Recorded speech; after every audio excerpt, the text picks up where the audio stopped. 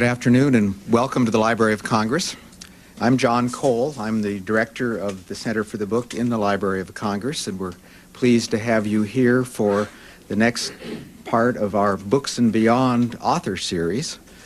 The Books and Beyond talks are special talks for us at the Library of Congress because one of the rules is that the book that we are honoring, the author that we're talking to, needs to have the book needs to either have been based on the collections of the Library of Congress, because of course we like to highlight the great collections of this institution, or it needs to have a very direct relationship to one of the Library of Congress's programs or projects. And today, in the case of Ron Schwartz and For the Love of Books, as often is the case, the part of the Library of Congress that it connects with most directly is the Center for the Book itself, which I direct. Our Center for the Book was established in 1977 to promote books, reading, and libraries, and also to encourage the study of books. We have been in business and been holding programs at the Library of Congress and indeed around the country now for about all 15 years since the Florida Center for the Book was created. We now have a network of closer to 37 official state centers for the book, and each of them works with us to promote books in that state, and in particular to promote the literary heritage of that state. It's been a wonderful partnership that we've had with the states on behalf of books and reading, and it's a partnership that in fact has led to a couple of projects not unlike the one that you're going to learn more about today from our speaker. We nearly always have had a project where we've interviewed people about their favorite books and have at one time sent a reporter around the country to do so. Other times, as we visit various book fairs, we've had questionnaires or we've tried to talk with people who come to our booth about their favorite books. So we are a source of information about what people have considered their favorite books, and more importantly, why these particular books are important. And I have a feeling that's what we're going to talk mostly about today. Our speaker, Ron Schwartz, is a trial attorney in Boston. In developing our invitation to him, we talked a little bit about not only his book, but some of the love that we share for books, reading, and authors. This is the book itself. It's For the Love of Books, 115 celebrated writers on the books they love the most.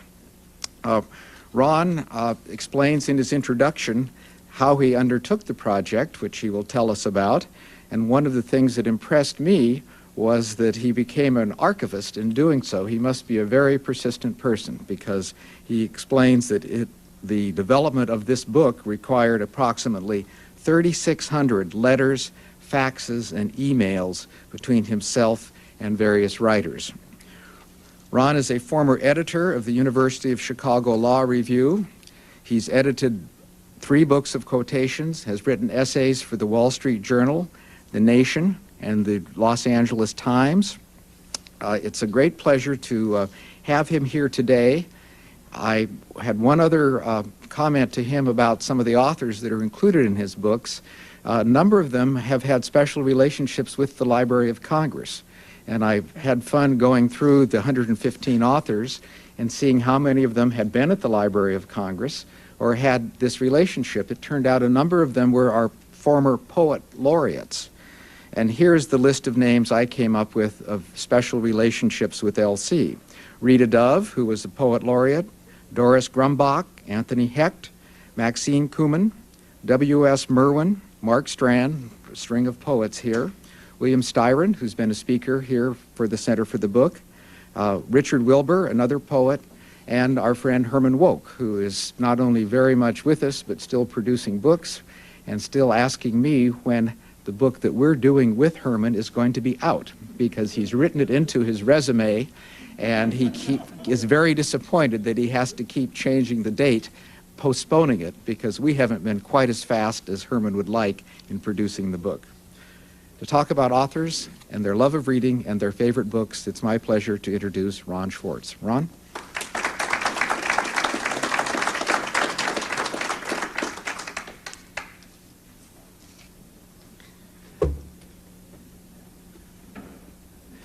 Thanks, John. It's nice to be among a crowd of book lovers, and this looks like a genteel and sympathetic audience, and I'm glad to see that because, as it happens, I'm on 3 hours of sleep. So I hope that if I stop forming coherent sentences, someone will raise their right hand and let me know. I think like many of us here, I used to spend half my waking life in bookstores.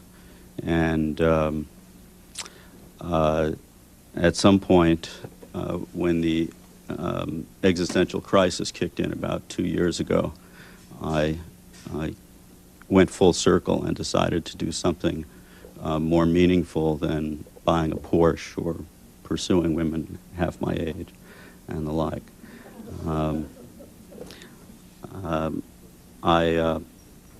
I wish I could say that this book represents for me some grand synthesis of the two interests in my career. It doesn't. I think it can be more simply said that this is the book that I myself tried to find in bookstores and couldn't. With your indulgence, I thought I might read a few paragraphs from the introduction to my book. And that may explain better than I can on 3 hours where I started, at least, in this project. This book may be seen as homage to an old lost love of reading, or as penance, if not redemption, for an English major's misstep in 1975 when I went to law school. All I really had back then, fresh out of college, was a certain lingering attachment to the liberal arts and a love of words, but I steered clear of graduate school. It was rumored to be a cold clinic in which to deconstruct literature, a place where bad things happened to good books. The law, by contrast, was said to be the refuge of choice for cerebral types with free-floating ambition, but otherwise without calling.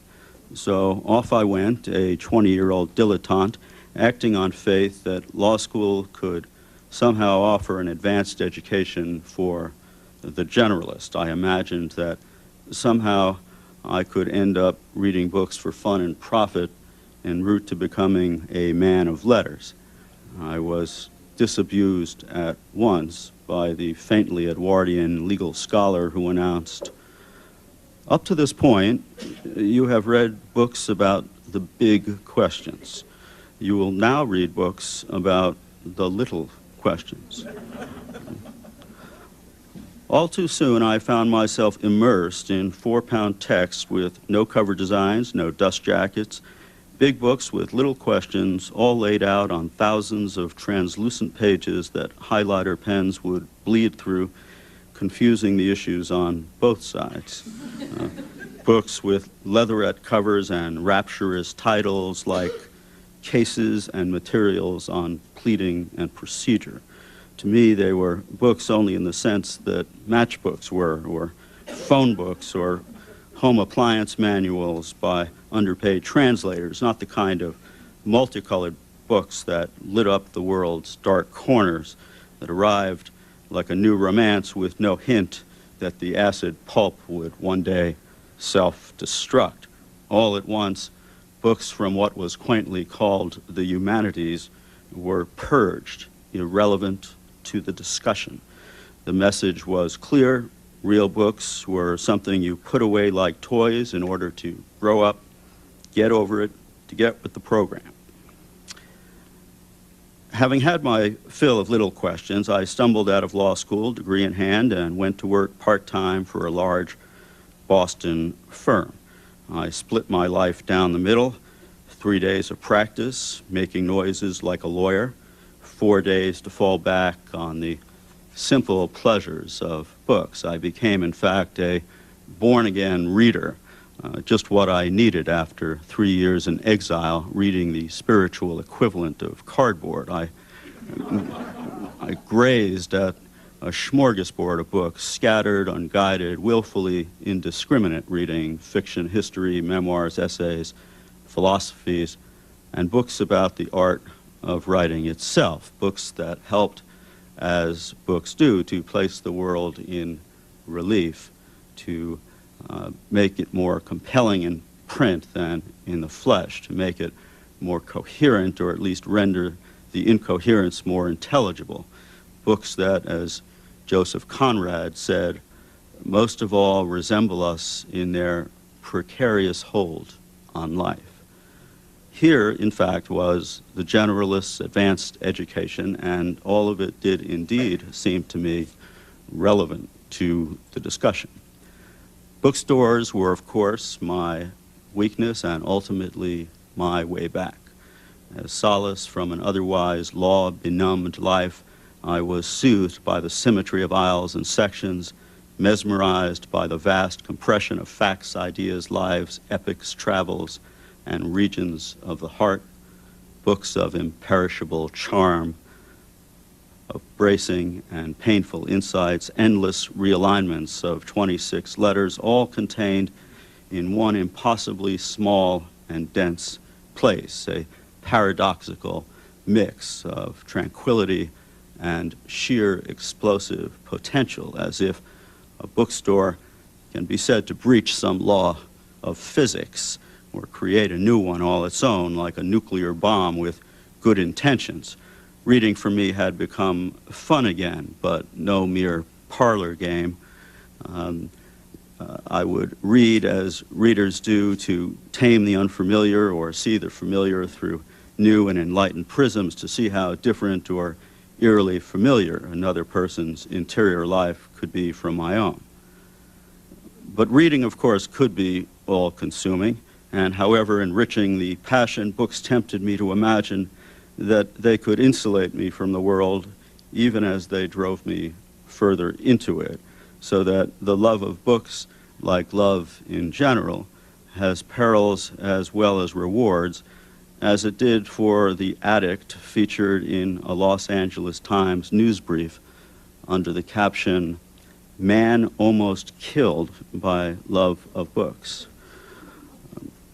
Friends and neighbors said Anthony Sima, the 87-year-old San Diego man who was buried under thousands of books in Sunday's earthquake, had recently counted the volumes in his book, and by his tally, there were 9,900 hardcover copies in his 12-foot square hotel apartment.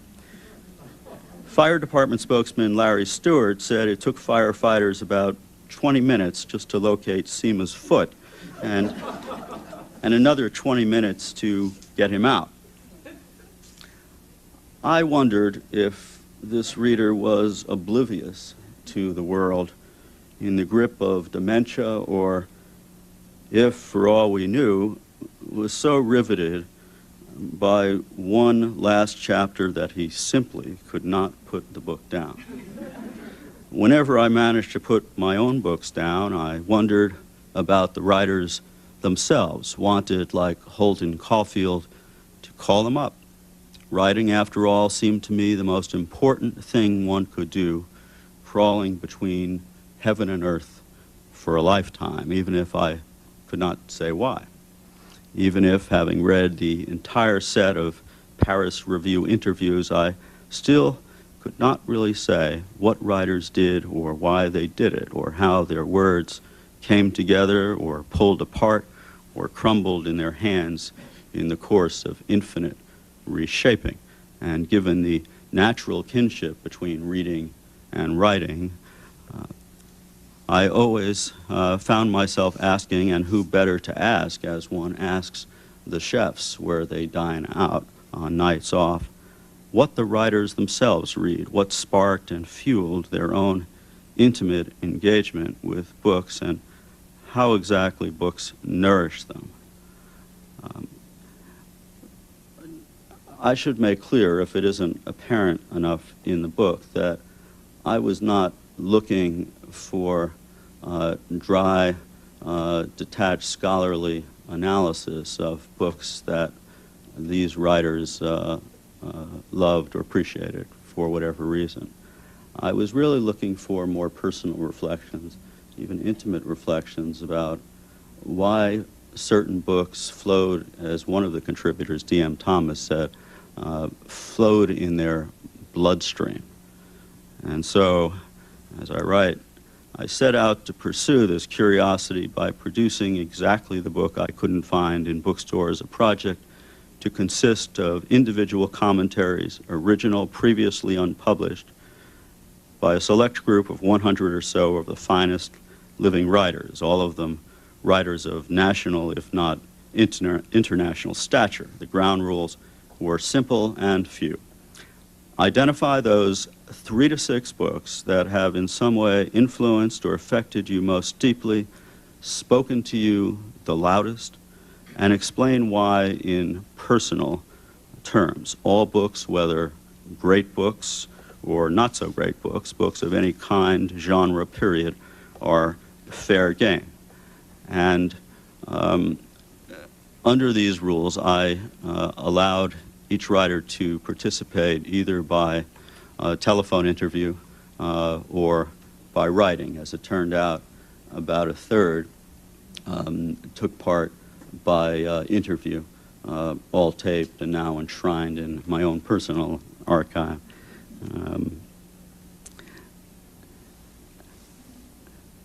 I knew starting out that writers inhabit the same world, endure its petty indignities, that their lives are not tidied up by the artifice of justified right margins. What I did not know is that writers don't just write, they write back. Some replied with good-natured gripes. From Anna Quinlan, "This is a mean thing to ask someone to do." From Kurt Vonnegut, "Dear Mr. Schwartz, anyone asking a writer a question like yours should own a thumbscrew and a rack." Or from Elmore Leonard, who simply wrote, "Dear Mr. Schwartz, you rascal."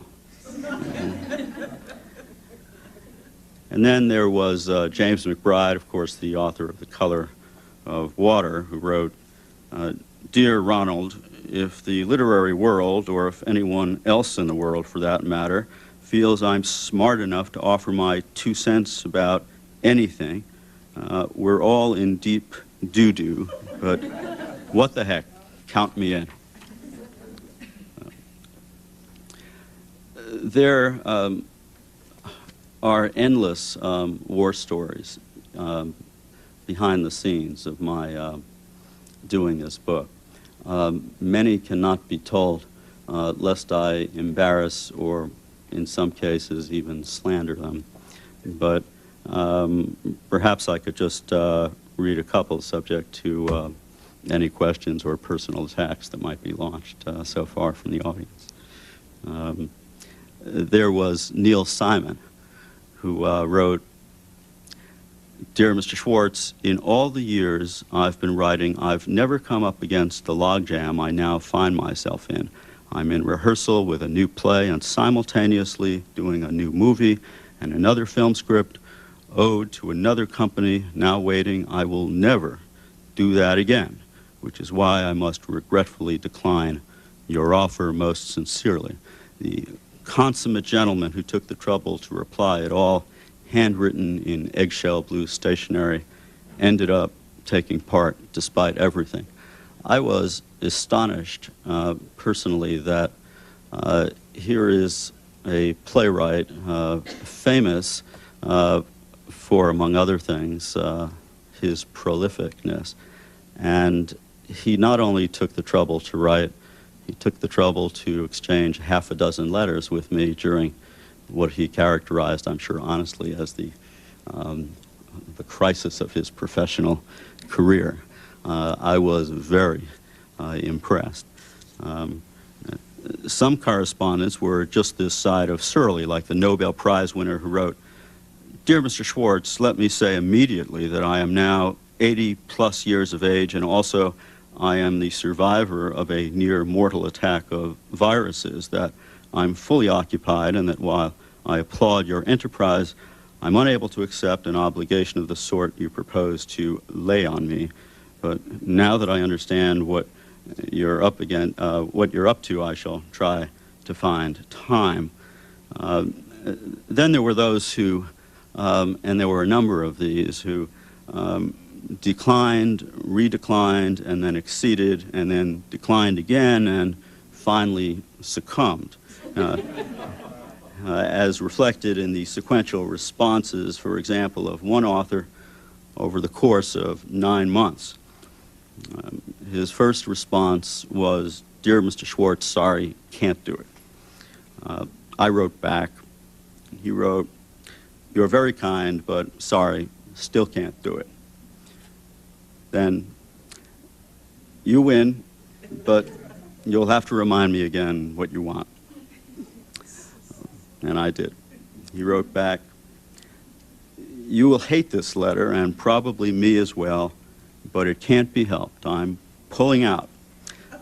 The more I think about it, and I've thought about it a good deal this weekend, the more reluctant I am to pick out 3 to 6 books as you suggest. Alas, my mind just doesn't work that way. This is my last word on the subject. Forgive me if you can." I should perhaps say, and I should have said up front, that I knew all along that I was treading a very thin line between tenacity and harassment. I'd like to think that I stayed on the right side of it. There was a, depending on your characterization, a benign hounding. I waited what I considered to be decent intervals before writing someone back. In many instances, some writers would decline, pretextually or otherwise. Some would say that they couldn't, not for reasons of health or busyness, but because they just couldn't get their arms around the project, at which point I wrote back as tactfully as I could to explain ways in which they could, in fact, do the project.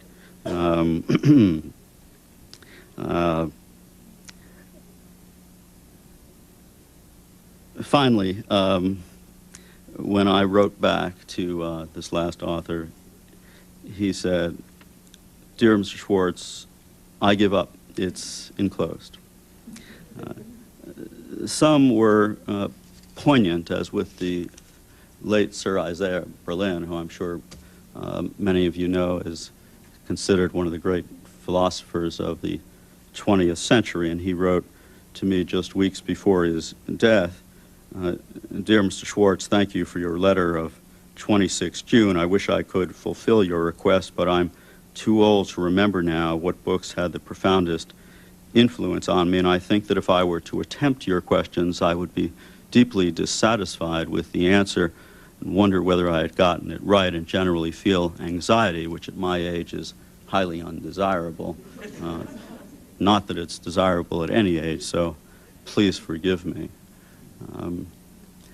And then, without belaboring this, I had an encounter with a writer whom I have admired all my life, Clifton Fadiman. As many of you know, died maybe a year ago. And I wrote him a letter. First I had to find him, which I did in Jupiter Island, Florida. And I wrote to tell him just how much I had admired him. Here was this man, 55 years older than I was. And I received a letter from his assistant. "Dear Mr. Schwartz, I'm writing this on behalf of Clifton Fadiman. I'm his assistant on his 93rd birthday. He wants me to express his thanks for your long, good letter and his appreciation for your including him in your very interesting project, but he feels obliged to say no due to age and infirmity. He is blind, and keeping up with those obligations he has is all he can manage." Clifton Fadiman, at the bottom of that letter from his assistant, signed the letter. And it was obviously, of course, written in the scrawl of a man who couldn't see. And maybe I make too much of this gesture, but I felt that this was his way of connecting, of saying, I'm not just dismissing this, turning it over to an assistant. I was very moved by that. So moved, in fact, that I wrote him back to say so. The next thing I knew, he called me, and he said, with what I took to be a deliberately equivocal compliment, that I am the greatest salesman in the world. At which point, he proceeded to talk with me for an hour about the book, the single book that had meant the most to him in his entire life. Now, here's a man who, at least in my view, was probably in command of more good books than anyone on earth. And a man I recall, who in his own fanciful love of words once defined the word cheese as milk's leap toward immortality. How could you not love a man like that? The book he named was itself an anthology that he had read more than 80 years earlier, at the age of 13. I'm reluctant to read more of this introduction because I prefer to have some interaction. There's a lot more that can be said about the process itself and my approach to these authors.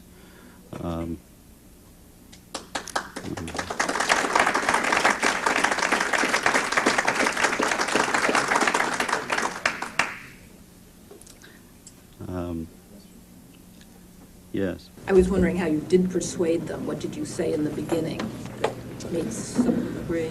Well, starting out, I knew I'd have to establish credibility. And I thought long and hard about how to do that, both in the form and substance of my letter. And that was a week-long project of weeks in itself. I did not send out form letters. Naturally, I had to distinguish my invitations from anything that resembled a mass mailing. And so each letter was customized and talked about the individual work of that author. And I don't know in the end whether this is any more complex than Dale Carnegie's famous advice that all of us like to be sincerely appreciated. Not stroked, but sincerely appreciated. And in fact, I did sincerely appreciate these writers. I also paid attention, maybe, I did some, what I hope is non-neurotic second-guessing of the form of the letter, including such seemingly trivial things as the weight and texture of the paper, the type of font, wanted something somewhere between dignified and frivolous. I wanted to shoot right down the middle, and there was a lot of that.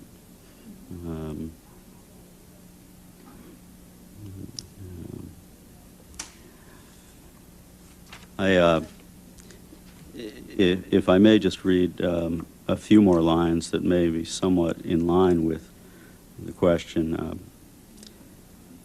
In the fullness of time, my project drew an increasingly exuberant reception, and I found myself, as John said, sending and receiving letters, faxes, emails, and calls here and abroad, including London, Rome, Madrid, Prague, Milan, Oxford, Montreal, Jerusalem, and Sydney. Writers get around, apparently. It took on a life of its own, a life, in fact, of my own. This book has been a labor of love, if ever there was one, a product of a slow, inexorable ascent from desire to obsession to monomania. In the wake of those 3,600 letters, faxes, and emails, I became, if not a man of letters, at least a man who wrote letters man for whom hope sprang, if not eternal, a very long time. To me, this book, in the end, and this may sound trite, but to me it was very real, this book is really about passion, that for these writers, if not for serious book lovers everywhere, there is a fusion between books, reading, and writing, and in fact living. And it comes across in these commentaries time and again that these writers don't detach themselves from books. They really are all of a piece with their lives. And I didn't feel that was just posturing. It was a privilege for me to get to talk and meet, correspond at length with all of these writers. I had always had the classically romanticized view of books descending from benign and loving demigods rather than things that someone actually sat down and wrote. And that was, while a self-evident truth for many of you, something that I learned in a very concrete way, yes.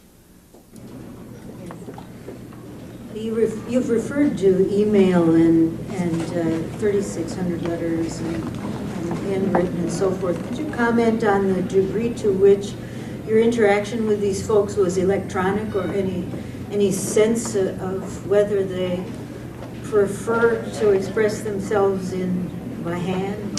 That's a good question. Actually, very few did email. Some of them, I remember John Hawkes, for example, who is one of the 4 contributors who has who has died since the publication of the book.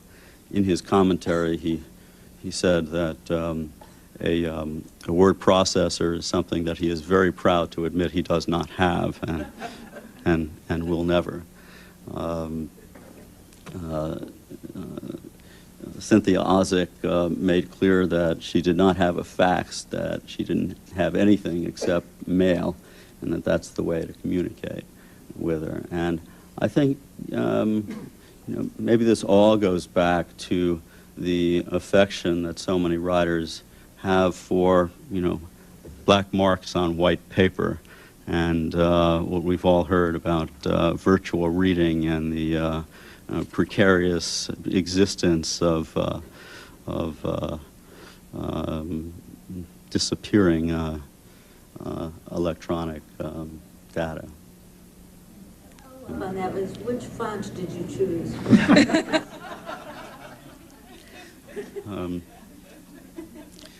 As a mark of the truly neurotic approach I took, I looked at 60 different fonts, and I settled on something called Century Gothic, which I felt was cordial short of friendly, serious short of somber, no curlicues, not too dark, not too light, and more. Yeah.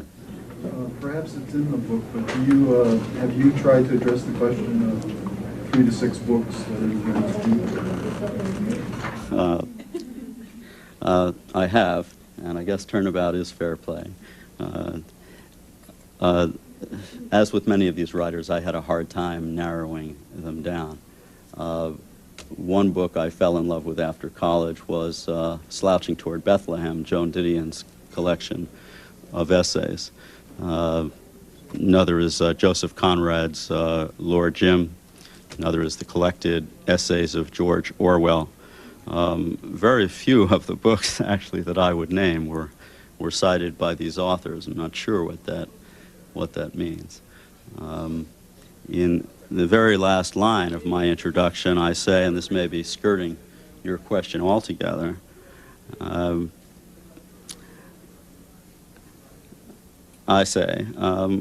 I like to think on a grander scale that this book might inspire people to read more, to help lend direction and understanding to what they read, and to show why books matter at all in a world eclipsed by electronic media and thick with elegies on the fate of the well-written word. It has already served that purpose for me, a return to an old love lost and found.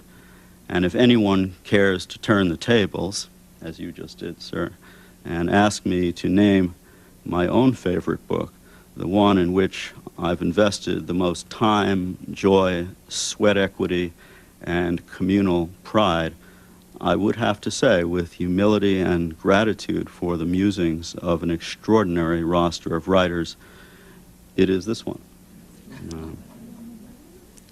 This was, without getting too sentimental, this was truly the experience of a lifetime for me. And quite off the mark from how I'd spent the last 16 years of my life as a litigation lawyer. Yes, Anne. Some of the books that got mentioned repeatedly by several authors. Predictably enough, there were about 8 to 10 books that did recur,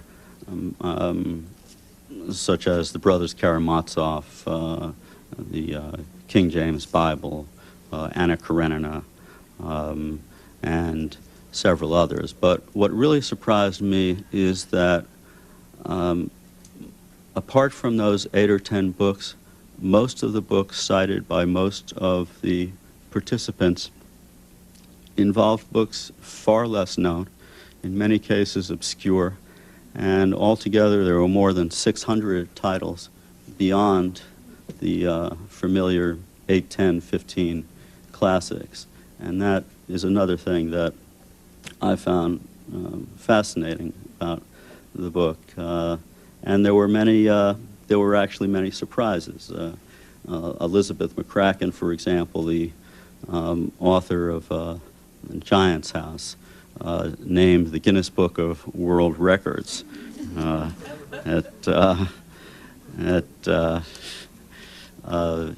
Kurt Vonnegut named the history of the Peloponnesian Wars, which is not something I would have expected from Kurt Vonnegut. Neil Simon cited Roget's Thesaurus and said that he spent years, day and night, reading it. And I thought his comment on why he cited it was interesting. He said that without it, the whole notion of metaphorical writing would be unthinkable. Now that may or may not be true on some level, but I found it ironic in his case because I don't think of Neil Simon as a particularly metaphorical writer. There were any number of surprises. Yes. Were there books you had not heard of? All too many. It was embarrassing, and if one day I get the time to read any books, and in the past 2 years I confess I have read none because of this project. I would love to. In one case, Gretel Ehrlich wrote, among other things, The Solace of Open Spaces, cited a book that she said had the worst title she'd ever heard. It was called Grief Work, by a man named I think John Patterson. He was a British writer who wrote this novel a few years ago, and she said that she knows that this novel sounds crazy because it involves alternating chapters in which trees talk to each other, but that it's a brilliant novel that she gives away by the box loads. Yes? Dictionary or any encyclopedia make the list? You say dictionary or encyclopedia? Either. Yes. William Manchester cited an encyclopedic work on the English language and as I recall, described it as comprehensively describing every artery, vein, and capillary to be known in the whole tongue. Yes. Speaking of surprises, and I hope I'm right about this because I forget where I read things, but is Wendy Wasserstein in your book? Yes, she is. I think the funniest surprise there was her comment about the Robert Frost poem. Is that in your book? Well, she talked, I remember her talking about, of course, Chekhov plays and T.S. Eliot. I don't. She mentioned something about stopping by woods on a snowy evening. Yes, she said that that stopping by woods on a snowy evening could be sung to the tune of right. Right. And it's true. Right. Right. In the same general subject of surprises, I remember James McBride cited among his 6 works the entire corpus of Spider-Man comics. He said, 40 years old and I still read Spider-Man. I don't like the new costume, though. And Arthur Miller, the legendary playwright, cited a book called A High Wind in Jamaica by Richard Hughes. I'm sure some of you have heard of that. The reason he gave struck me. He said he named it because it has the finest description of a hurricane I've ever read. Okay.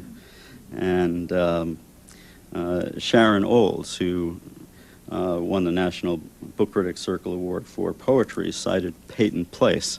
And she said, and this is a quote,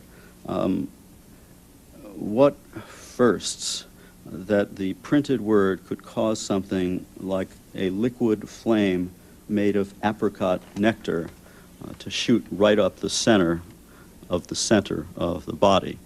And well, I found that very lyrical. In a way, it's not surprising coming from Sharon Olds, given her focus on matters of the body and sensuality and the like. I also recall that Paget Powell, the author of Edisto, talked about how his falling in love with Absalom was fused to his falling in love with his high school English teacher and crippling sexual attraction. I was also struck that Mark Strand cited a book called The Book of Disquiet by Fernando Pessoa. He said, as I read it, I felt it could have been written about me at my darkest and most despairing. It was an eerie sensation to feel perfectly anticipated.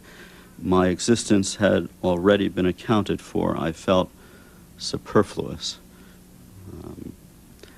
There was a great deal of surprising candor in the responses. Yeah. Did any of the writers mention children's books or discuss, a very early feeling of wanting to write and connecting that? Yes, many cited at least one children's book, and which probably isn't surprising. Literally, their introduction to the written word. That.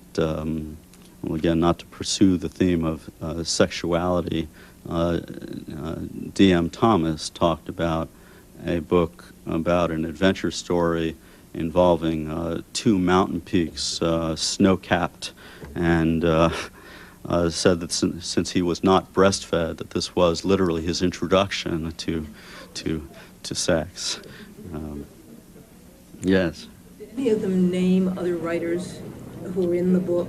I mean, list one of their favorite books as somebody else who's there? Yes, they did. I remember Michael Ondaatje, and this was a surprise to me. Michael Ondaatje cited a book by Norman Mailer called The Fight, which is one of his Mailer's lesser-known works about the famous boxing match between Muhammad Ali and George Foreman. And he referred specifically to 3 chapters in that book that he considered brilliant, and I never would have put Ondaatje together with that. Yes, sir? I was struck by how many of your participants listed the classics, and I was wondering if any of them were doing that to be bragging, or do you think they all read all those classics? Well, I didn't hear the last part of that. They actually read all of those classics that they listed. Or were they doing that to be deciding them to be bragging? Well, I thought about that. One will never know. It was my general impression that the choices that these writers made were sincere. Their commentaries about the books and their love for them, I think there was inevitably some flaming, if you will, but it's hard to say. I think that even in cases where several writers would name the same classic, it almost didn't matter because their commentaries about that classic were so different. Yes. Have you decided what you're going to do in your life to replace the all-consuming nature of this book? Bora Bora. I don't know. I have another book project in mind, but it's not in this area. Is it like Love Lost to have it done and not needing your daily tending? That's a good question. I think it is. For so long, I felt there was something both exciting and insular about the whole process of putting this book together. I found myself staying indoors days at a time in front of my computer, and time didn't exist and all of that. And yeah, I didn't want it to end, and in fact, it still hasn't ended because I'm standing here today talking about it. Yes, sir. Since the publication of the book, have you heard or received any feedback from any contributors? Yes, I have. I have received a great deal of feedback from the contributors, all of it extremely gratifying. Of course, maybe those who didn't feel so good about the book didn't write, but the feedback was just terrific and very moving. Yes, sir. If I can return to the subject of your salesmanship, suppose a writer gave you a brief, not impolite rejection. I'm sorry, I don't have time. Would you automatically follow up, and can you give an example of what you could say for the second letter? Yeah. Well, if a writer wrote back, I should say, first of all, that my initial letters were not like sending out bar mitzvah invitations where, you say yes or no and that was the end of it. If a writer wrote back and said, great idea, but I don't have the time, I would write back with a simple thank you, respecting that. However, after some months went by, I would write again, just to inquire as to whether this might be a better time. Okay? And in many instances, it was. Yes. Did the writers know who else was being included, or did you ever use that as a ploy to get them to?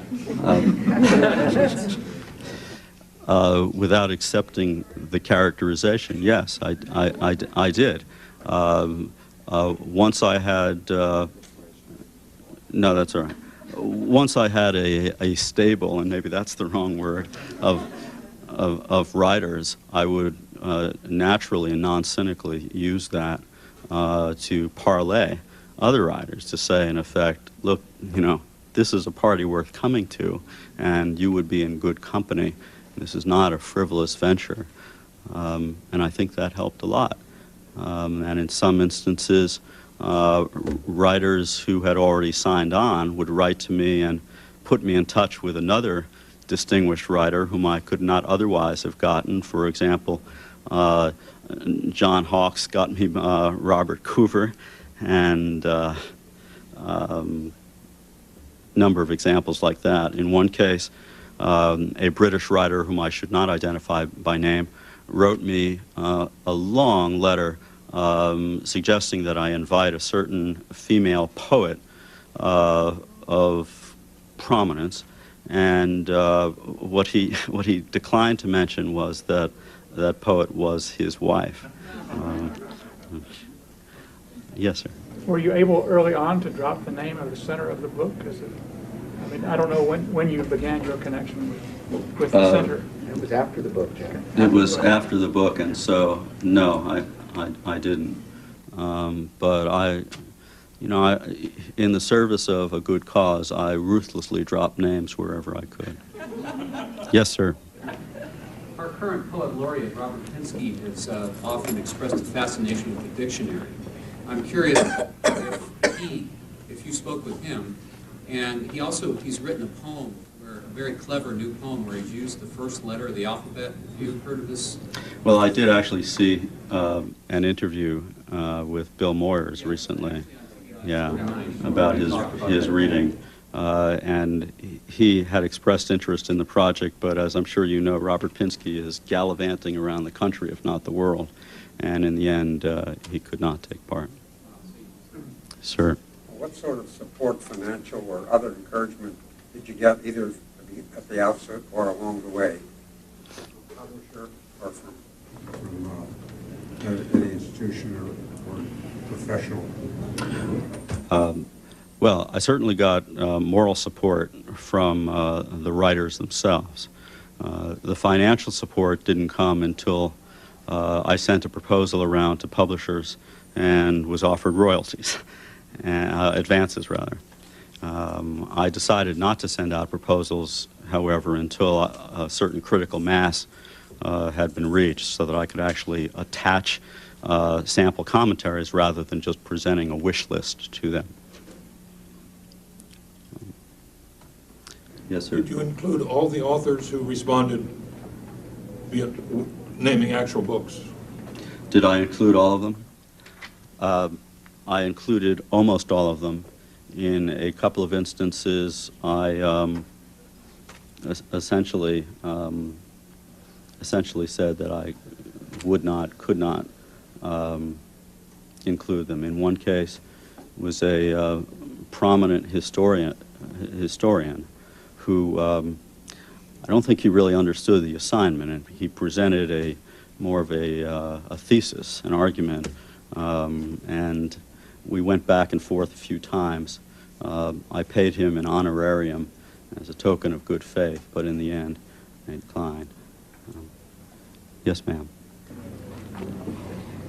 You've spoken about the sincerity of the responses you got and about the surprises that came as people told you what their favorite things were.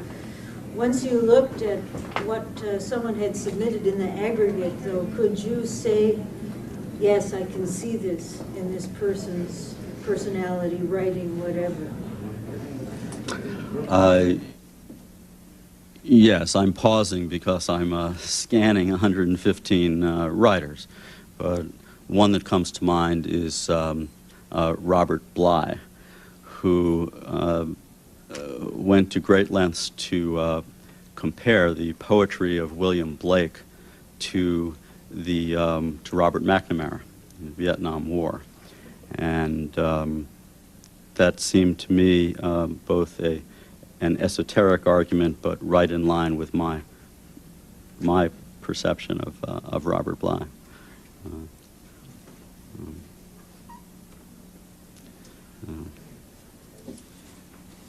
Well, on behalf of the Center for the Book and the audience, I really want to thank you so much for really a wonderful and personal expression of not only your love of books, Ron, but the love of books that I think is present in this entire room.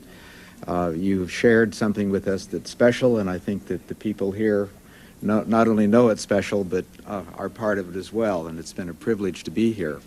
We also are privileged to be able to sell Ron's book.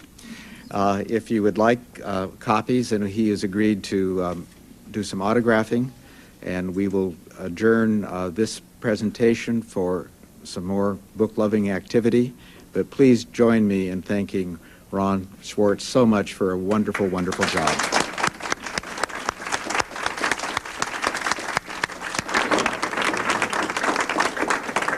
And you sure stayed awake, Ron. That's that love of books that came out. Thank you. Just perfect. Your sense of doing the reading.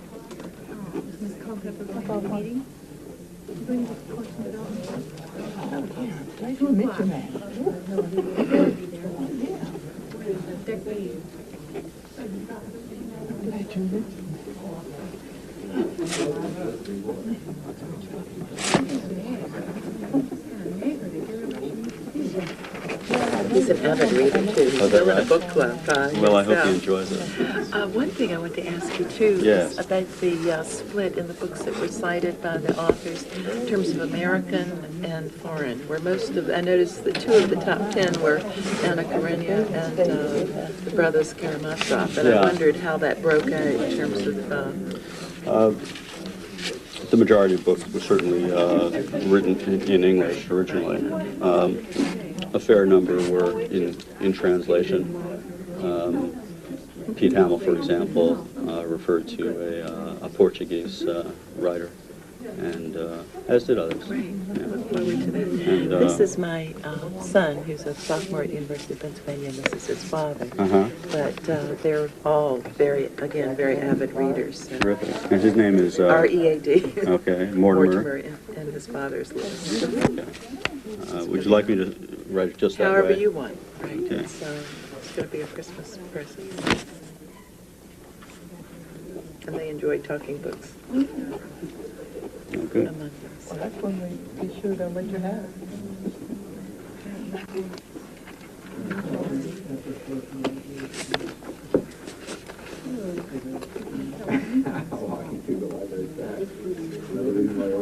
It's L-O-U-I-S? Yes. You can go up.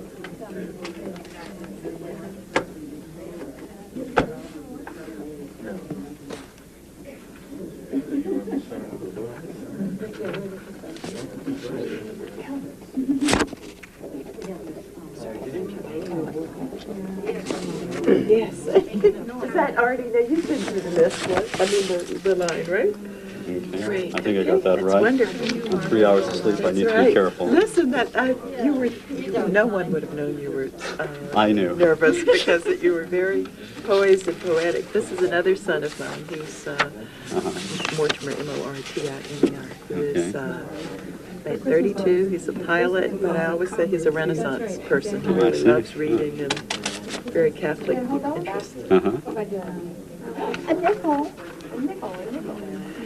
I'll give you a bone. Oh, that's okay.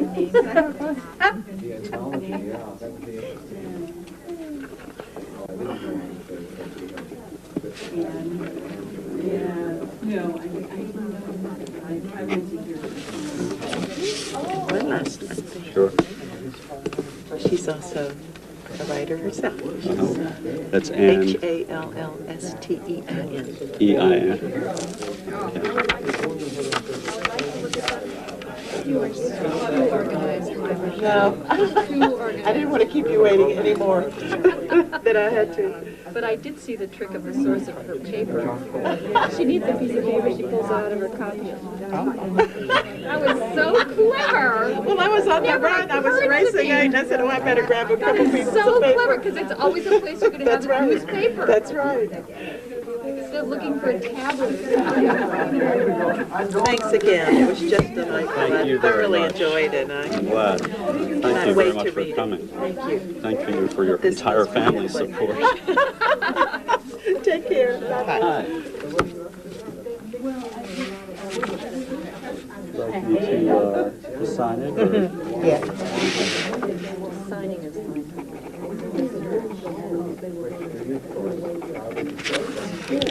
Thank you. Signing is just fine. Okay. Did you send a letter to John Hope Franklin? No, I didn't, actually. I was just curious. Isn't he ill? He was at... And his wife started. She had Alzheimer's, and he was the primary care person. he was sort of removed himself. It would have been interesting, his choices. Yeah. When I was at the University of Chicago 20 years ago, I thought he was quite elderly then. Right, yeah, he's still alive, but advanced. Thank you very Sure, much. thank you very much. Thank you. Hi. This is one right here, which you have. I'm sure the whole thing's wonderful, but Oh, Anne, put in yeah, she's a favorite of mine. Sure. Soon as we find somebody, we have a new one now on November 2nd. You'll sit there with that on your lap. Enjoy your next project. Thank you very much. Hi there. This book's already influenced me. Joseph Epstein's one of my favorite writers, and I read his entry just standing in the bookstore. Right. And I went out and bought the Max Beerbohm. You know, I did too. I did too. I haven't read it yet. I haven't read it either. But I can trust his recommendation. Yeah, it sounded great. Really looking forward to it. And Even Now, it's called, right? It's, And Even Now, I think, is the title. yeah, I think that's right. Would you like me to just sign it or describe it? Or My name is Henry. Henry? Okay. I'm a lawyer too, and so, How are you? and so I noticed you, I'm sure couldn't have slandered anyone because that would require a falsehood. You're exaggerating there. Right. Even if I had malice?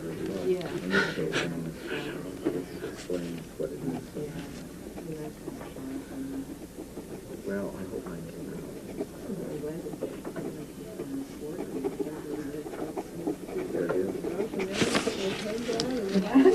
Thank you. Hi. Hi there. Thank you for doing this book. Could you Thanks make for it to coming. my brother, David Small? David Small, sure. Yeah, he just retired, and I'm going to give it to him for a gift.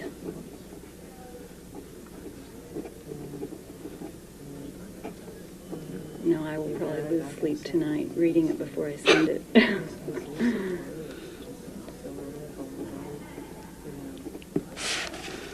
I can think of worse ways to lose sleep, I guess. I'm going to wish that I had done it. Do I have the name right? David Small. Yes, thank you very much. Thanks a lot. Appreciate it. I enjoyed that immensely. That was wonderful. Thank you. My mother, who's in New York, she's a retired teacher. This is for her. She went to the New Yorkers book country last week, and she's very into books. So, Right, yeah. you can make it out to her. Nettie Fisher with the C. We talked about F-I-S-C-H-E-R. N-E-T-T-I-E and F-I-S-C-H-E-R. Yeah. Unlike you, I have to always tell people to add the C, not take it away. Okay. I have to be really careful in my current state of Yes, I understand. neurochemical impairment. N-E-T-T-I-E. Fisher. Fisher, F-I-S-C-H-E-R. Okay.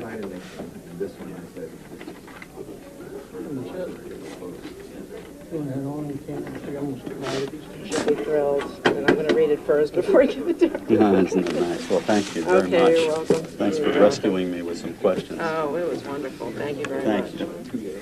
Hi. Hi. Well, Just to Nancy. To Nancy. That's it. inherited Bob's book collection, what, you know, the things he's gathered. I hope this won't be the one that'll make all of the other books fall down and bury me too. Maybe I'll keep it with me so that that's what they'll find in this. Over to my collection now, but a lot of it has to do with. I wish I had time to read some of these 600 recommendations. Someday. And I had, Yeah, someday. Bill up and it's taking a lot of time. Well, you know, this is another Thank you very much. I thought this was the longest